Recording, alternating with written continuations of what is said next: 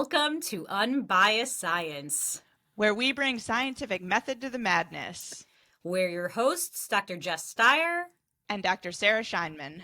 And today, it is just the two of us, and we're going to talk all about alcohol. Side note, I really love our one-on-one episodes. I feel So like do I. I was just going to say, I always love when, I love our guests. Don't get me wrong. They're fantastic. But I do kind of like our dynamic here. Totally. There's some chemistry we love. We love. So the reason we're talking about alcohol, well, there are lots of reasons. So alcohol is pretty much everywhere. We're going to talk about that. We'll talk about, prevalence of alcohol use, all the things. But it's also in the news a lot right now. There are some proposed policy changes, a couple of different ones, actually. So we thought, why not tackle this? And we have Dr. Scheinman here to really talk about alcohol's impacts on the body and more specifically on the brain. I'm going to be coming in with some stats, some public health perspective, a little policy. So this should be a fun episode. So, all right. And I don't know, do we maybe just set the stage? Like, I'm just going to say at the top of the episode that I am someone who drinks socially. I'm not a big drinker. If I'm being candid, you'll probably be able to dig up some old college photos that would suggest otherwise. That was a different time. For all of us, though, let's be honest. Let's be honest, correct. But no, I will enjoy like a glass or two of wine. Red wine is typically my go-to. But anyway, so we'll get into that. And I don't know, Sarah, if you wanted to share a little bit about. And yeah, so I made sort of a personal health decision about 5 years ago to completely stop drinking altogether. So I refrain from alcohol for health reasons that we will discuss in this episode. However, just wanted to put this out there that the purpose of this episode is not to try and convince anyone not to drink. I understand why people do it. I used to do it a lot, like in college and in the years following college. It's just a personal decision for me, and it's what's best for my body and my psychology in general. So I just wanted to put that out there. Yeah, no, I think that that's really helpful. And on Unbiased, I mean, if you follow our socials, you've seen we've done posts on this in the past, and I will often use alcohol to sort of contextualize risk for other things. And again, we're going to get into this, but for example, the people who scream from the rooftops that we shouldn't consume aspartame because it quote unquote causes cancer will then go ahead and have a martini, and when you actually look at risks, and again, we'll get into this. The martini, the martini comes with far greater risks than the aspartame. And again, we've tackled aspartame ad nauseum. The TLDR is that, yes, in preclinical rat studies at levels that are so far higher than anything than humans ever could consume, yes, aspartame has been shown to lead to cancer in rats in those circumstances. Whereas alcohol, we have a whole lot more evidence. I feel like I'm ruining the punchline here, but there's a lot more evidence. All right, spoiler alert. Rate it in, Jessica. All right. Let me set the stage with some stats. These are U.S. specific stats. I thought that for some reason, this statistic really caught my attention. So per capita consumption in 2021, the average American consumed 2.51 gallons of ethanol, which is something about, right? Like I'm visualizing gallons, which is the alcohol in beer, wine, and spirits. This was about 3% increase from the year prior, 2020. There's a whole lot of literature out there, by the way, on the effects of the pandemic and social isolation on drinking. Mm-hmm. We're not really going to get into that here, but that did cause an interesting surge in alcohol consumption. For obvious reasons, I think. Yes. In 2023, about 63% of people aged 12 and older in the U.S. reported drinking alcohol. So clearly more than half of people 12 and older in this country are drinking, at some point. In 2020, 24% of people 18 and older reported binge drinking in the past 30 days. In 2018, 5% of adults age 18 and older engaged in heavy drinking. Couple more stats. 10% of Americans age 12 and older had alcohol use disorder. This is diagnosable clinically. In terms of alcohol-related deaths, it's estimated that every single day, 385 Americans die from excessive alcohol use, and there are a host of alcohol-related health problems, which we'll get into. It's associated with an increased risk of heart disease, stroke, depression, stomach bleeding, and certain cancers. And yet we're pushing to ban red dye number 3. Oh, girl, don't get me started. Don't get me started. Sorry, I had to. Well, there's something that called the risk perception gap, and you're getting at it so beautifully. And you know, even the aspartame example is evidence of this. Like, we seem to focus or we're placing the wrong weight on you know, the risks of different things, and like we're focusing on something like bias that it's a cognitive bias in other episodes before, but it's called the availability heuristic, and it's yes, we're seeing it in our headlines every single day. If we see it again and again and again, and it's just not as sexy to report on alcohol-related deaths, even though there are substantially more. Exactly. So why are we talking about this? So U.S. Surgeon General Dr. Vivek Murthy called for adding cancer warning labels to alcoholic beverages, similar to those on cigarette packages. So in a letter, he mapped out the key points for his case for this. So he was talking about the cancer impact first and foremost. He said that alcohol directly contributes to 100,000 cancer cases and 20,000 related deaths annually. It's linked to at least 7 types of cancer, including breast and colon cancer. Even moderate drinking, 1 drink per day, may increase cancer risks. And I should say maybe early on that the World Health Organization has come out and said there is no safe level of drinking. So even moderate drinking does carry risks. Mm-hmm. So right now, existing labels on alcohol only warn about pregnancy risks and operating machinery. Only Congress can mandate new warning labels. So yes, he's come out and said this, but it doesn't mean it's going to happen. It still has to go through, you know, the whole policy process. Looking at the rest of the world, 47 other countries require warnings on alcohol beverages, though few mention cancer specifically. And many Americans are actually completely unaware of the alcohol cancer risk. So in some surveys that have been conducted, we've found that less than half recognize it as a risk factor for cancer. Now, some specific risks that Dr. Murthy has cited: 1 drink per day increases breast cancer risk by 10%, mouth cancer risk by 40%. This is compared to non-drinkers.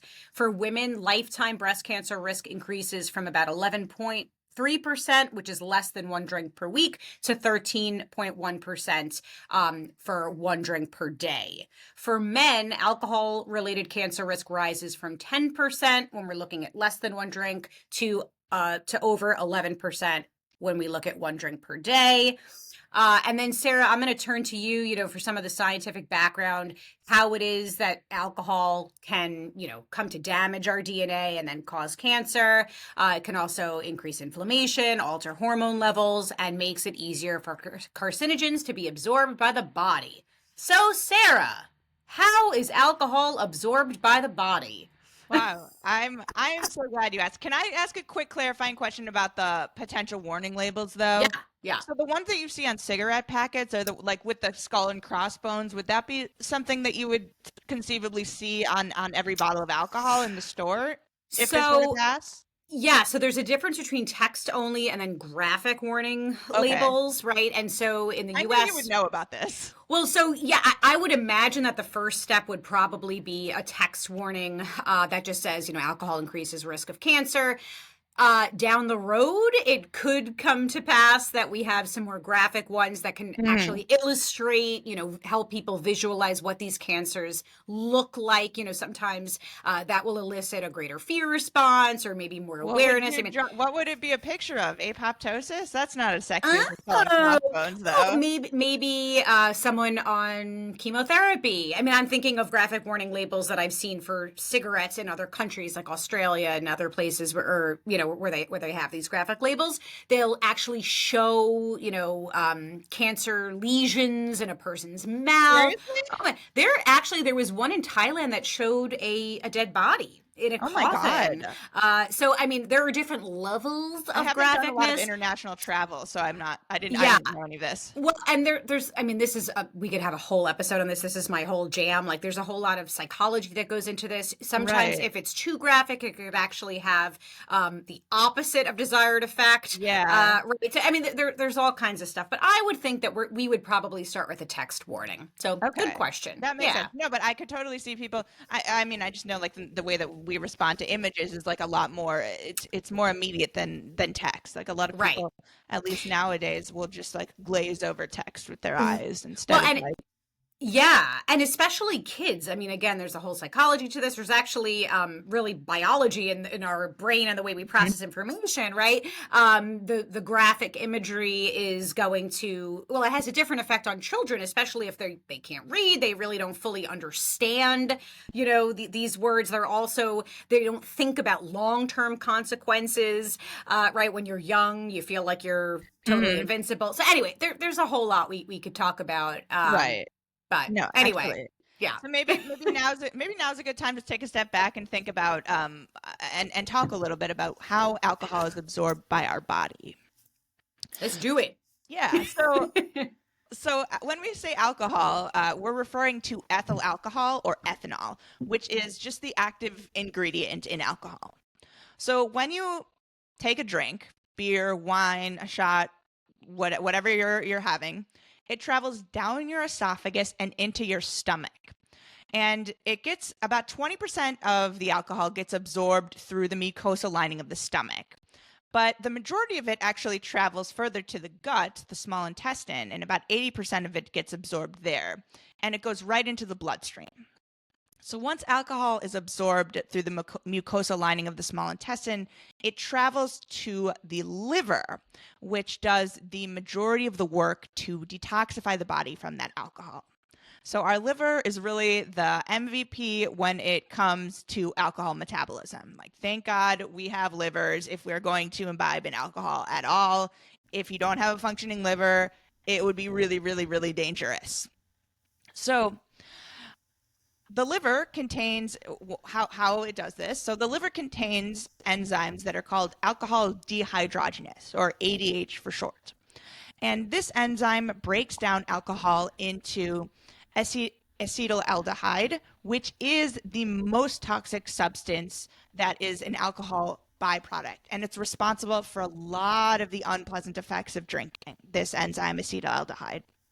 But don't worry, because your liver is prepared for that too, with another enzyme that quickly turns acetaldehyde into acetates, which is much less harmful of a compound. So then acetate is then further broken down into carbon dioxide and water, which your body can then get rid of through breathing, through urine, and through sweat. Incidentally, this is why people who have been drinking often reek of alcohol, because like some of this stuff is being like excreted through the skin and through the breath. So that's like kind of where the whole concept of a breathalyzer comes from. But here's the thing, your liver can only do so much. So even if you have a perfectly healthy liver, it can only process about one standard drink per hour. So what we're talking about when we say a standard drink is about one shot of liquor, one beer, or one glass of wine. So if you drink faster than that, or more than one standard drink per hour, then your liver, it really can't keep up, and the excess alcohol will stay in your bloodstream. And this is going to lead to higher blood alcohol concentrations, or BAC, and of course, all of the familiar effects of being drunk or intoxicated. Okay, we're going to get into BAC. This is actually a very interesting topic. It's all over the news. They're speaking of potential policy changes. There's been some proposals to change what's acceptable, the legal limit for driving. Well, yeah, I was But going to say that's usually where we hear it, right? Is yes. BAC in the context of what is or is not a safe level to drive. But before we get into that, it's so interesting how you're talking about how the liver processes metabolizes the alcohol. But P.S., when people say detoxify, like our liver is one of the organs that actually does detoxify our body. Yes. You don't need to drink detox teas for that. But anyway, what was I going to say? Oh, there's a reason why it's not recommended that we mix Tylenol with alcohol, and it's because both are metabolized by the liver, right? And I know there's some sort of it affects the enzymes. Long story short, it could be dangerous, right? Well, there are a lot of things that you really should not mix with alcohol, right? That could make it a very dangerous combination. It's because your liver is amazing. It is the second largest organ in the body by volume if you're counting the skin as an organ, which a lot of scientists and physicians will do. So the skin, because it's everywhere, that's the largest organ in the body. But the liver is freaking huge. Yep. And because it does so much. It is your body's detoxifier. Yeah. But it's not magic. So it can only do so much. And when you're drinking, your body needs to get rid of this it's alcohol has been referred to as a toxin, so it needs to get that out of there and make it into break it down into its safe component parts. So it's sort of a full-time job. When you're drinking, your liver is sort of working on overdrive. So if you have anything else that is really metabolically intensive and taxing for your body to break down, if you're also drinking, your liver can't do everything at once. Right. Wow, the liver's really the unsung hero of the body. Oh, it totally is. Yeah. But Sarah, such a good disclaimer. I mentioned Tylenol just because it's something that's available over the counter. It's something that many of us perhaps take on a regular or somewhat regular basis.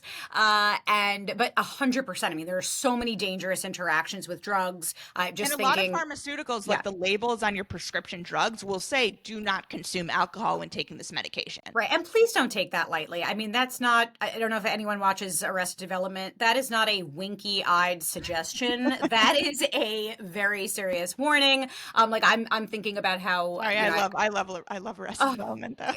We got to work in more Arrested quotes and references. But I take Xanax for acute anxiety attacks. That is a very big no-no, mixing Xanax with alcohol, for example. So many things. But all right, I know we have a lot of ground to cover. Can I move on to some of the BAC deets? Please. Okay. Please. Let's do that. So I don't know if you define BAC. I know you love a definition.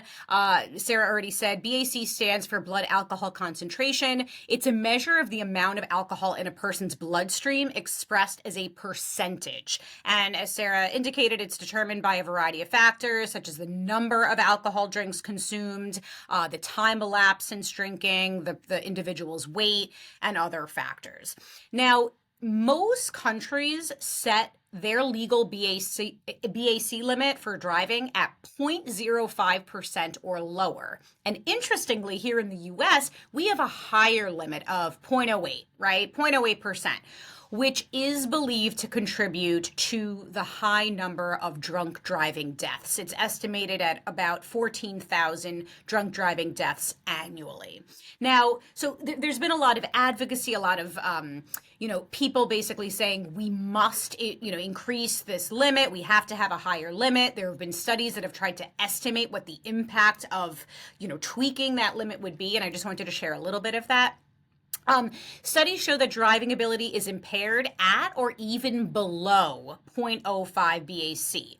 One study reported a 38% higher crash risk at 0.05% compared to sober drivers. So even at a lower than 0.08, we're talking 0.05, we're seeing some definite impacts. Now, the 0.08 limit in the U.S. was established in 2000 as a compromise, and a lot of experts at the time voiced concern that it was too high even then. There's obviously, there are certain lobbyist groups that have contributed to why that's the case. The hospitality industry in particular is seen as the main opponent to lowering the limit, fearing Why impact. is that? Do you think it's because they're afraid that people won't come out and drink at their establishments if they can't drive afterwards? Well, alcohol, if you, I don't know the exact details, but alcohol is marked up, right? The greatest margins are on alcohol. So they think it's going to really impact alcohol sales, their profit margins, their business. So they've really come out, swanging against any changes to this level. So interestingly, so there was this 2017 paper that tried to estimate what would happen in the U.S. if we lowered from 0.08 to 0.05, and they found that lowering the limit could potentially save nearly 1,800 lives per year. Now, certain states have tinkered with that limit. So Utah lowered its limit to 0.05 in 2018, and that resulted in a 20% drop in fatal car crashes the following year. Other states have considered similar legislation. There are certain national groups that certainly support the change. Now, what happened in Utah? That's sort of a great natural experiment. And data from Utah showed no negative effect on alcohol, restaurant, or tourism revenue after lowering the limit. By the way, we wrote a whole Substack article on this. We'll link to it in the show notes. Please go ahead and subscribe to just a shameless plug here. Subscribe to our Substack. It's theunbiasedipod.substack.com. It allows us to do deep dives, long form content, and we get to link our, link to studies directly. Yeah, we're here at Unbiased Science. We are not in the business of telling you what to do or what not to do, but strong suggestion. If you are going to imbibe and you are going somewhere, please call an Uber. Please have a designated driver. It's the smart thing to do. Oh my gosh. It's such a simple thing that we've heard a million times, but yet how many people will get behind the wheel? Oh, I've only had a couple of beers. That is a hard stop. Absolute no-go. There is no drinking if you've consumed alcohol in our household. That is you leave your car, you park your car, and you get an Uber.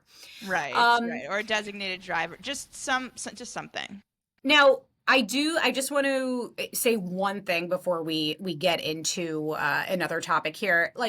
There are people listening to this who drink, like I drink socially. There's a reason we do that, right? There are pleasurable, pleasant effects that many of us experience with alcohol. I'm someone who does have some social anxiety. I found that alcohol will sort of, make me feel more comfortable, more at ease. Sure. It's referred to often as a social lubricant. Yeah, and it definitely brings people together. There are whole communities that are formed around drinking and the sort of the ritual of consuming different types of alcohol. Absolutely. And I'm glad you said that there are cultural, factors at play here too.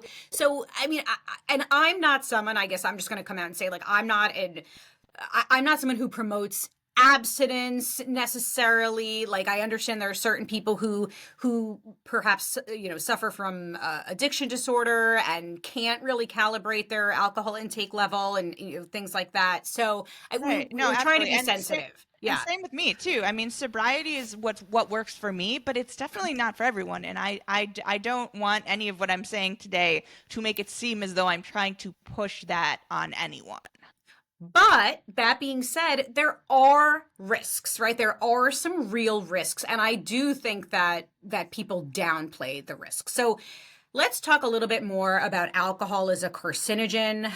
There have been a lot of new studies that have come out to really support that alcohol is a very significant risk factor. So I will link to a post that we did recently. But again, alcohol has connections alcohol causes elevated risks of certain cancers, including head and neck cancer, breast cancer, stomach cancer, liver, and colorectal cancer. It is estimated that about 6% of global cancer deaths are attributed to alcohol consumption. And of course, that degree of risk can vary from person to person, depending on other risk factors, right? Beyond cancer, yes, we've talked about cancer, but there are a host of other health problems, including liver disease, high blood pressure, heart issues, and mental health disorders. Now, there is one thing we absolutely have to talk about. There was this time when, tell me, I'm sure you heard this, where it's like, oh, drinking a glass of red wine, every week is good for the heart. Yeah, good for the heart, has antioxidants, that there are some sort of potential cardiovascular benefits. We're here to tell you, unfortunately, those studies have been debunked for the most part. There were some serious...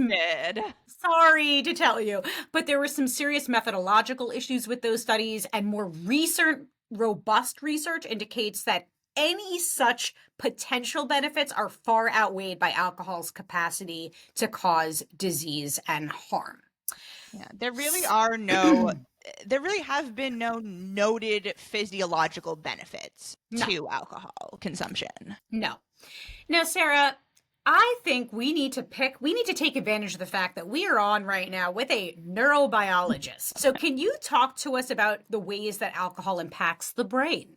Yes. I mean, because we were talking all about why it's so dangerous to drink and drive. And the reason for that is because alcohol, when it's absorbed into the bloodstream, it can reach our brain in as little as 5 minutes following consumption. So alcohol has a half-life, just to give a little bit of context, alcohol has a half-life of about 5 hours, meaning that it can stay in our system for a really long time. And it affects a number of different organ systems. We've talked about the liver, the gastrointestinal tract, but it also, I would say it has the greatest impact on our brains. So ethanol is actually what's referred to as a psychoactive chemical, meaning that it alters mood, perception, cognition, behavior, and even consciousness in high enough doses. And the reason for this is that alcohol is what we refer to as a central nervous system depressant. So it just sort of like slows everything down. And it acts on two neurotransmitters. And again, neurotransmitters are just the little chemicals in our brain that the cells in our brain use to talk to one another. And there are two primary ones. There are GABA, which is the main inhibitory neurotransmitter, and then there's glutamate, which is the main excitatory neurotransmitter. So what alcohol does is it actually increases GABA activity, so that inhibitory activity, and it decreases glutamate activity, that excitatory activity. So what that sort of amounts to on a global level is an overall depression of brain activity. And this dysregulation of neurotransmitter levels can slow down brain activity, which in turn impairs synaptic transmission, or the way and the efficiency with which the brain cells talk to each other. And this leads to the cognitive and behavioral effects of alcohol consumption. So there's also just another component of this is there's also the role of dopamine. So dopamine is our, what's very simplistically referred to as like the happy neurotransmitter. And it is involved in reward and reward-seeking behaviors. And alcohol does stimulate the release of dopamine in the brain's reward centers.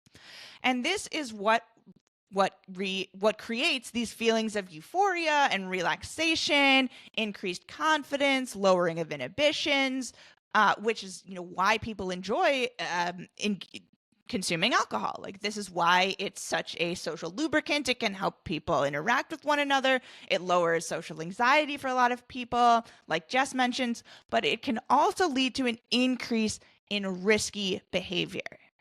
And even at very low levels of alcohol consumption, even a single drink can lead to impaired decision making. It can also affect different areas of the brain that are responsible for, regulating your sight, which can lead to kind of blurred vision. It also affects the cerebellum, which is the portion of our brain that regulates movement and balance. This is why a lot of people kind of stumble around when they're drunk or have been drinking. It can lead to slurred speech and also memory issues. It definitely has an effect on the memory, the part of the brain that regulates memory formation, which is referred to as the hippocampus. So a lot of things going on with alcohol in the brain, and just knowing that alcohol can affect underlying health conditions, and we talked about interactions with different medications. These can there are a number of different factors that can also amplify alcohol's effects on the brain that we've talked about. It can also lead to drunk texting, which is sorry, I got calling of the exes. Yeah, all of this. All right, Sarah, question for you. So alcohol withdrawal, is that, which of those things that you've described, is that dopamine? Like, what is going on that can cause something like alcohol withdrawal? What is it that's going on biologically that causes that? Well, everyone's sort of in when we're talking about withdrawal, we're talking, it's got some clinical connotations. Yeah. And the people that really experience the greatest level of withdrawal are the people that kind of drink the most, right? So people that struggle with alcohol use disorder and frequently engage in binge drinking behavior, these are the people that when alcohol is sort of removed from their system, they experience a severe drop in dopamine levels and are therefore in a dopamine deficient state. And this is what can lead to mood alterations, depression, anxiety, and then sort of looking for that next drink and seeking that out. Now, everyone sort of experiences like a sort of a smaller degree of withdrawal, which is known as a hangover. And that just basically is what's going on when your body is trying to like get rid of the alcohol, and the fun parts of the drunk experience are no longer being experienced by the brain, and instead your body's just kind of working overtime to get rid of that toxin. And frequently there's dehydration going on, and often insomnia, because you can't experience like very, very good sleep when there's alcohol, significant amounts of alcohol in your system. And this can be thought of as like a lower level of withdrawal. But really, when we're talking about withdrawal, we're talking about the people that have severe alcohol use behaviors. Right. I mean, I'm very glad you used the phrase. I mean, this is a clinical situation, right? So alcohol withdrawal syndrome, AWS, as Sarah, as you just said, it's a set of symptoms that can occur occur following a reduction in alcohol use after a period of excessive use. So symptoms include, as you said, anxiety, shakiness, sweating, vomiting, fast heart rate, and a mild fever. Most more severe symptoms may include seizures and delirium tremens, which can be fatal in untreated patients. Symptoms can start at around 6 hours after the last drink. Now, this is not to be confused with a hangover, right? A hangover is caused by too much alcohol. Withdrawal is caused by a lack of alcohol. Hangover is obviously more short-term, temporary, and withdrawal is far more severe and more serious. Definitely. And alcohol withdrawal, it's also important to mention that if you drink, kind of like Jess does socially, not very regularly, not to excess, you are not at risk of alcohol withdrawal syndrome. That really is only for people that binge drink on a very regular basis and are very used to having extremely high levels of alcohol in their system for extended periods of time. Sarah, I just realized, so we're recording this the first week in February. I'm sure folks have heard of dry January. Have you Oh, heard of yeah. that, Sarah? Yeah. So it's like Yes. right after New Year, the new Yes, year I have. begins. We all have our New Year's resolutions, and many people want to stop drinking. And then I feel like dry January stops, and Is it wet? Is it wet February? wet Like, is that a thing? February is real wet, I think, for a lot of people. And I don't know, like we covered a lot of ground here. This is such a complex issue. Like I feel like I'm a hypocrite sitting here and talking about all the risks, and then I am saying I am someone who drinks socially. I understand that there are those risks. I absolutely want to acknowledge that. And again, there are many folks, super smart scientists who have come out and said there is no safe level of alcohol consumption. Alcohol is a toxin. We should not be drinking alcohol. I guess I take more of a practical approach. Like, people do drink. Like, we definitely should limit the amount of alcohol. This is not to say that there's a safe level of alcohol consumption, but I don't know. I just sort of, I think it would be absurd to think like everyone right now, let's stop drinking cold turkey. Right. And that's not the purpose of this episode. This episode was not to kind of like scare you into abstaining from alcohol and scare you into sobriety. That's not what this is. I am sober for personal reasons. Like it was the right decision for me. There were health reasons involved. Right. And it's just like, I just feel better abstaining from alcohol completely, but that's not the right decision for everyone. But check those cognitive biases at the door if you're someone who fearmongers about aspartame or vaccines or red dye or pesticides or GMOs, but then goes and does a shot of whiskey. Like, come on now. Like, when we're looking at actual risk here, people, it is quite clear that alcohol poses a far greater risk.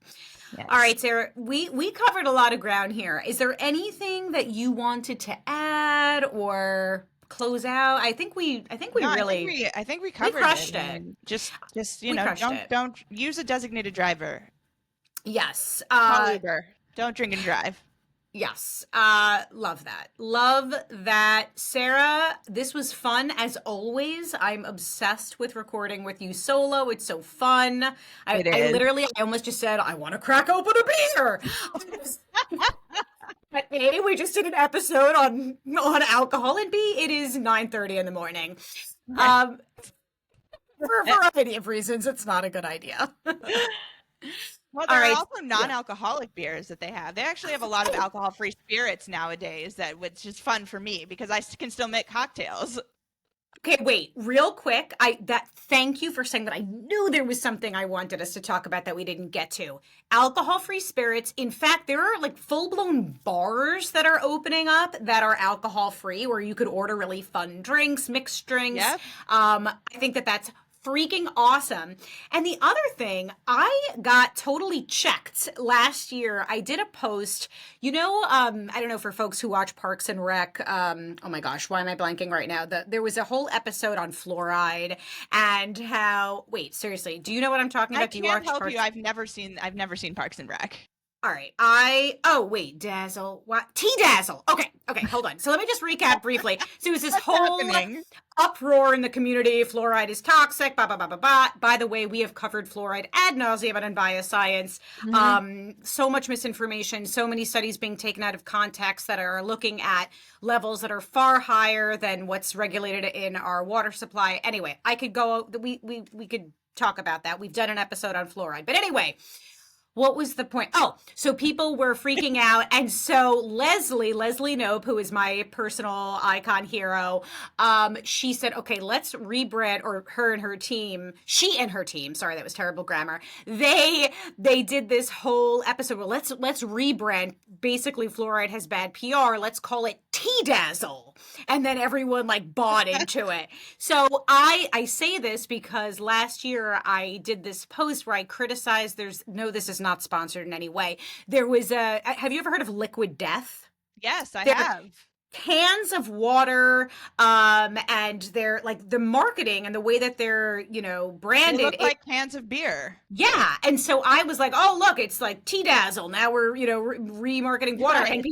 But people like checked me and they're like, well, actually, this is a lot of people who are sober or trying to get sober will drink liquid death in social situations because it looks like it's an alcoholic drink. It sort of makes them feel like they're fitting into that social setting. Right. And it's been a really effective tool. So shame on me. I mean, it didn't even cross my mind, but I think that that's actually really cool. And yeah, good on people Definitely. if that Like, helps. I like the spirit-free alcohol because I like to make fun cocktails, like, and they're very tasty. So Yeah. Well, that I love. The one thing I personally can't really wrap my mind around is non-alcoholic beer. Like in terms of, I don't know, do people really it tastes love? exactly the same. Right, but like, are people drinking beer for? I guess people do really enjoy the taste of beer. For me, it gives.